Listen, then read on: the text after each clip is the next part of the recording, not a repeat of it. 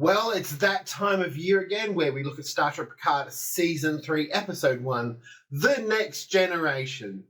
I will start off with a good thing first. I really liked Jonathan Frakes' performance. I think obviously he's having issues with, hold on. Spoilers, go watch the episode, come back. That's probably the best place to start.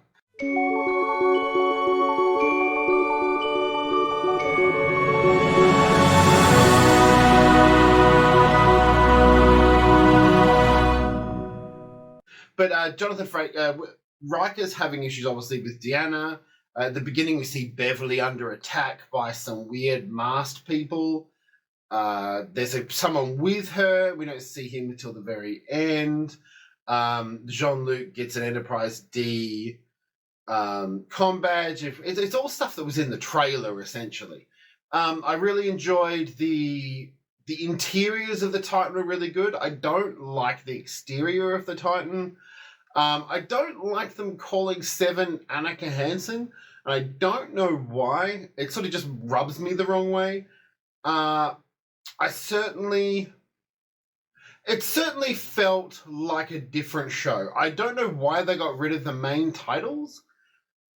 One of my favorite things from Picard Season 1 and Season 2 was the music for the main titles, and they just cut it out with a title card. And it really annoyed me. I don't know why. It just really, really pissed me off. I didn't mind the story. There wasn't anything new. Raffi's on a planet. You think that she's on her drugs again and she's gone a bit crazy, but she's working for Starfleet Intelligence, trying to get information about any attacks. We hear about the Red Lady.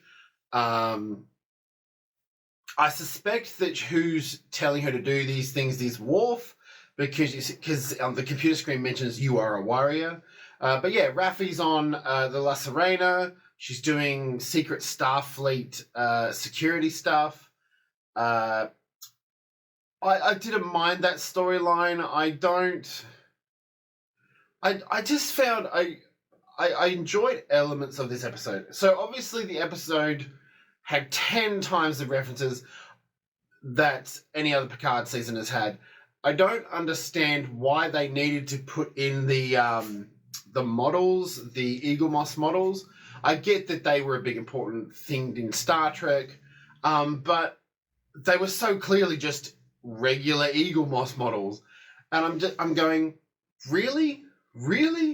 Like, A, they should have done this earlier before they went bankrupt, and B, it just felt a little dodgy. And they were in the Guinan's bar, and they sort of pick on the D.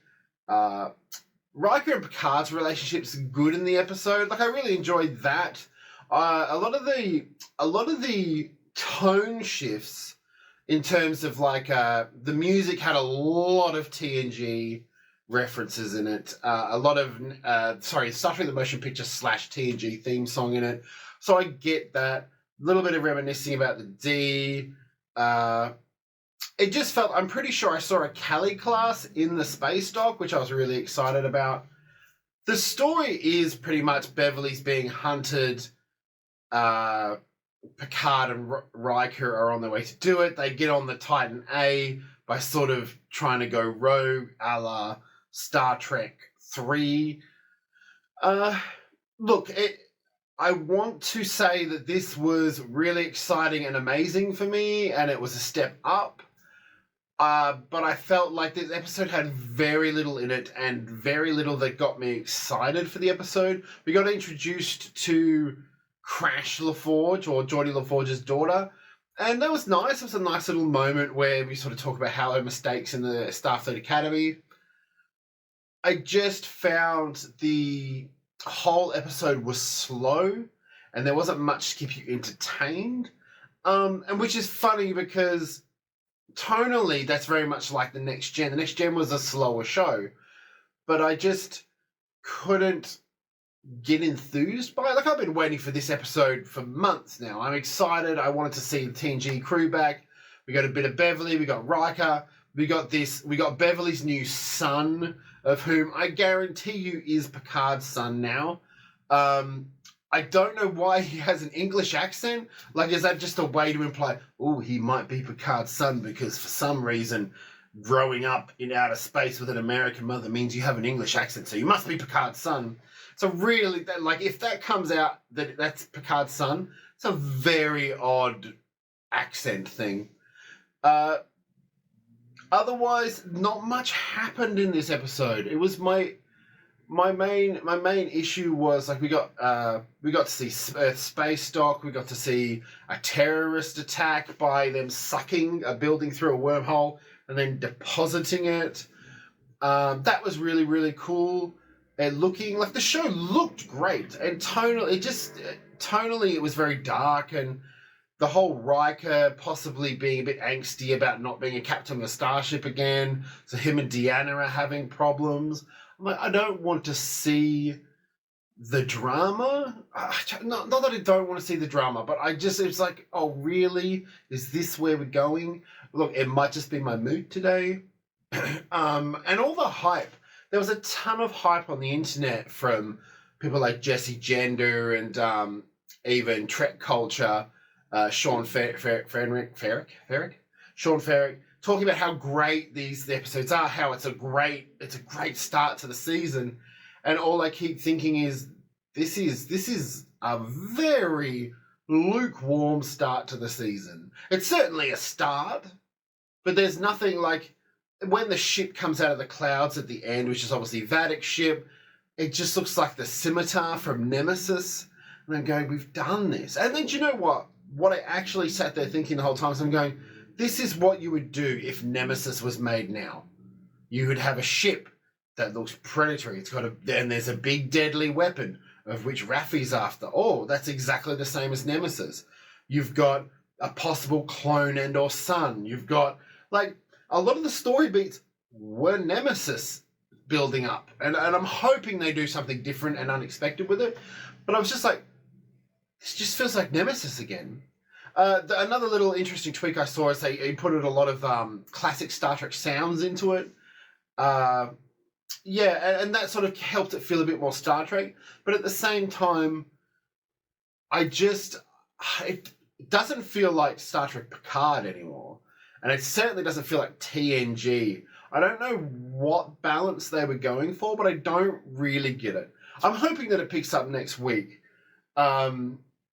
Just because I think obviously maybe they're going for a slower burn, a bit more of a cohesive story, a little less like season 2 where it was up, down, up, down. I'm hoping that continues on. So my bet is that English kid is Picard's son now. And Beverly hasn't spoken to all of the TNG crew for 20 years, which they better have a good reason for it.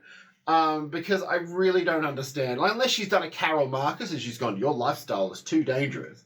But Picard's not dangerous. I don't know. And it's the same with when they had the meeting with the captain of the Titan and Picard and William and with Picard and Riker. And the captain of the Titan's talking about how they had all of these amazing things, actiony, amazing things happen. And I'm going, that wasn't TNG though. That was the movies.